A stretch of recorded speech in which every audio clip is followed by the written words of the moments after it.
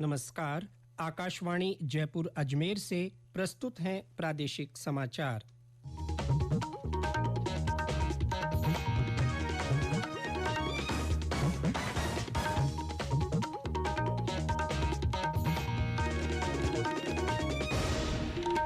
समाचारों के साथ मैं जितेंद्र सिंह पूनिया।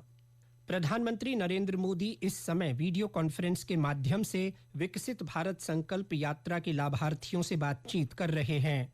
देश भर से बड़ी संख्या में लाभार्थी कार्यक्रम से ऑनलाइन जुड़े हैं।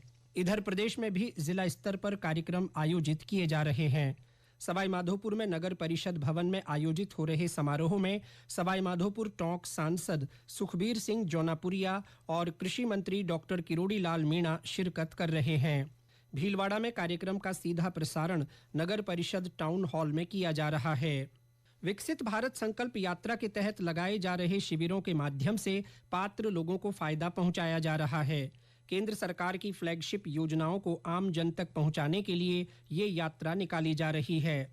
इसी कड़ी में जालौर में आज चुरा, मडगांव, ओडवाड़ा, देबावास, भागल सेफ्टा और नरता ग्राम पंचायतों में जागरूकता वैन के माध्यम से योजनाओं का प्रचार किया जा रहा है।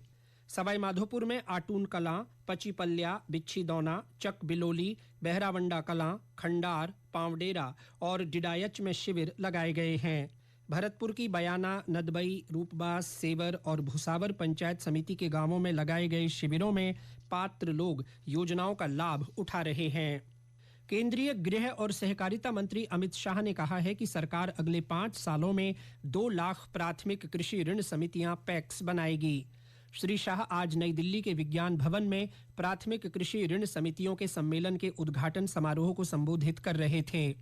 इस अवसर पर उन्होंने कहा कि सरकार पैक्स गोदाम बना रही है और आने वाले 3 सालों में विश्व की सबसे बड़ी भंडारण क्षमता पैक्स के पास होगी। इन समितियों को हाल ही में प्रधानमंत्री भारतीय जनऔषधि केंद्र के रूप में काम करने की अनुमति दी गई है। इन केंद्रों में आम जनता को खुले बाजार में मिलने वाली ब्रांडेड दवाइयां जेनेरिक रूप में 50 से 90% कम कीमत पर उपलब्ध कराई जाती हैं। सम्मेलन का आयोजन सहकारिता मंत्रालय और राष्ट्रीय सहकारी विकास निगम की ओर से किया जा रहा है।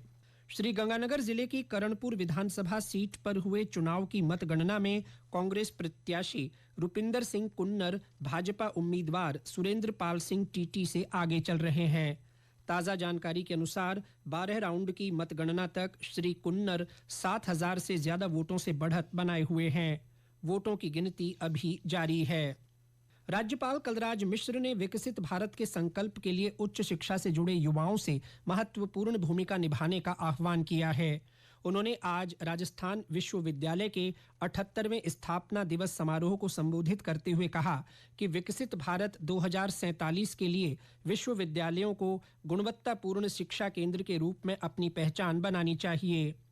राज्यपाल ने विश्वविद्यालयों को अपने यहां ऐसे पाठ्यक्रम शुरू करने पर जोर दिया जो युवाओं को कौशल संपन्न बनाएं।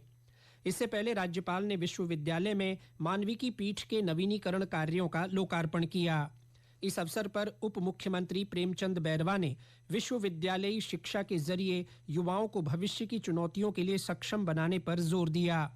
उन्होंने कहा कि विश्वविद्यालय में खाली पदों को भरने के लिए प्रभावी प्रयास किए जाएंगे।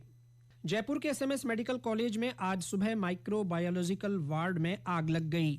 फायर ब्रिगेड की 3 गाड़ियों की मदद से करीब 2 घंटे में आग पर काबू पाया गया। इस दुर्घटना में किसी के हताहत होने की खबर नहीं है। वहीं वार्ड में रखी मशीनें और दस्तावेज जल गए। पुलिस आग लगने के कारणों की जांच कर रही है। प्रदेश में विभिन्न स्थानों पर आज भी घना कोहरा छाया रहा। शीतलहर चलने से ठंड का असर और बढ़ गया है। मौसम विभाग के अनुसार सुबह 8:30 बजे तक सबसे कम 3 डिग्री सेल्सियस न्यूनतम तापमान अलवर में दर्ज किया गया।